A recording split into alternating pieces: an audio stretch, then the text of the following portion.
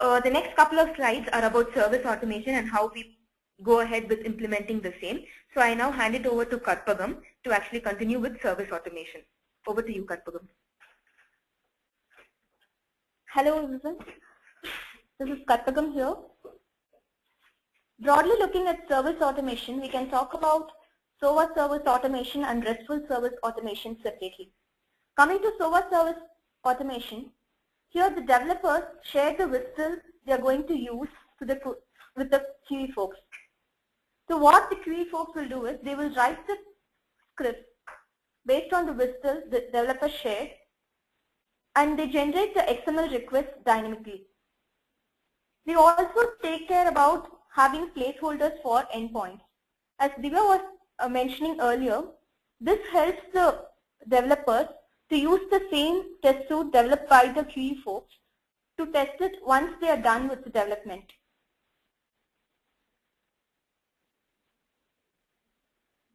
Let me explain how service automation, especially SOA service automation, is done with an example.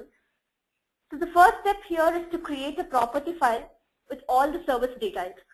As I was mentioning earlier, it has WSDL details, endpoint URL. So here the endpoint URL can be configured if the developer needs to use the test suites for his testing. So other details with respect to service are mentioned in this property file.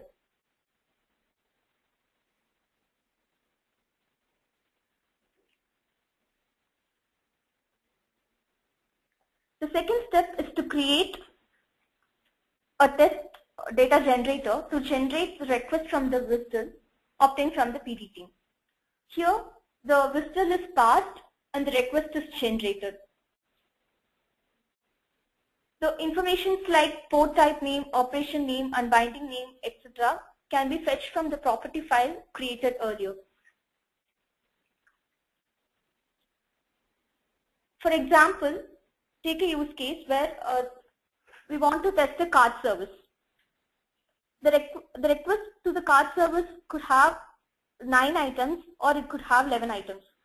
So the requests are generated dynamically instead of configuring it manually.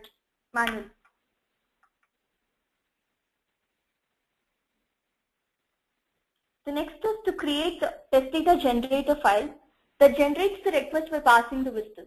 So here we'll set all the request parameters pertaining to a particular operation in the service, and the test data generator is invoked to create the request. And the next is the test plan. So here every method corresponds to a test case. For example, consider the following test plan where it's trying to make a service call with a valid order ID. So all the input arguments for this request are set, and then the request is invoked, and then the response is fetched from the service, and it is asserted against the acknowledgement.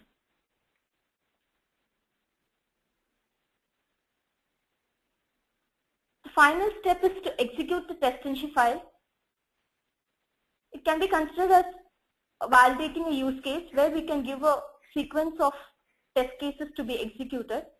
So in this case, we have only one test case that has to be executed, that is calling the service call with a valid order ID.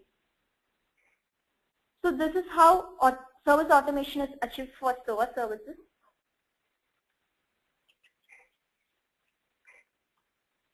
The next is RESTful service automation.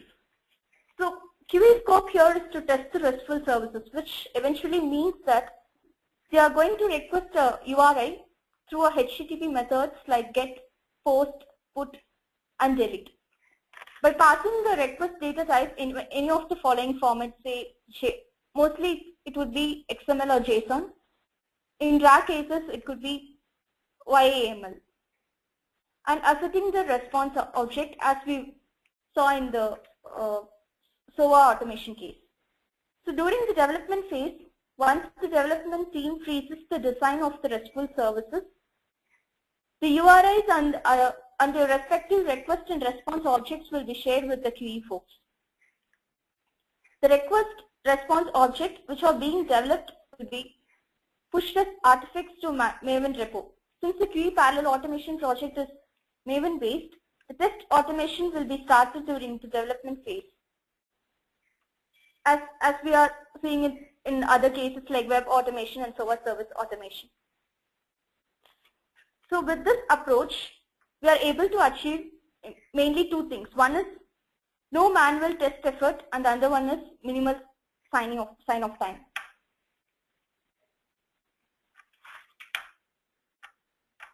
So the first step here is to create JSON objects. These JSON objects can be used in the test plan.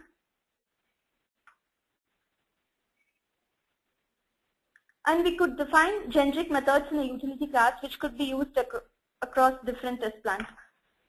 So the third one is the actual test plan where the JSON object is used and all the values with respect to JSON objects are set. And the request is created to the service that we want to test, and the response is fetched from the service, and we could assert it against the experience we expect. Okay, we have explained the benefits of parallel automation. Now we are going to see the benefits in a broader sense. The first one, the most important benefit is smooth dev to QE transition.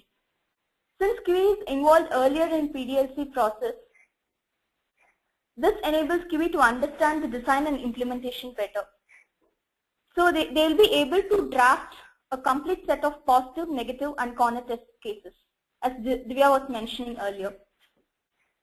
During dev to QE, unlike earlier, dev does not run any manual test suite. Instead, they triggers an automated test suite to check the validity of the deliverable being handed over.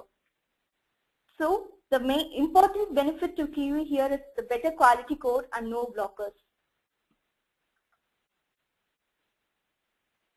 The second most important thing is 100% functional test cases automated in parallel to code development.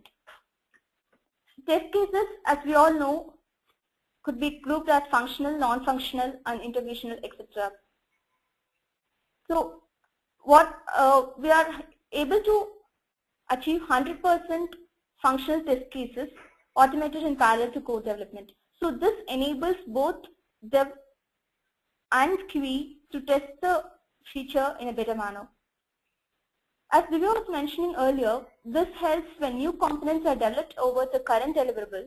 Automation could be reused completely. It also reduces 70% manual testing effort. In regular PDLC process, a considerable amount of time is definitely spent in integration, regression, automation, and certification across various platforms. With automation being completed before dev to QE, tremendous manual effort that would have gone into regression and certification across various platforms is reduced. Automated suites were used from first day of feature testing.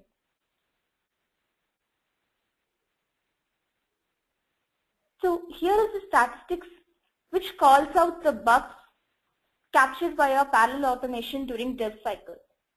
So here you could see that before even feature testing is started, we are able to capture a certain amount of bugs. So the devs can concentrate on these bugs and fix it before even giving the feature to the QE. So these are the total bugs logged. Among these, nearly half of them could be addressed and fixed before giving it to the QE people. So once feature testing is done, we can look for corner cases and we can guaranteedly say that 100% the product is perfect. So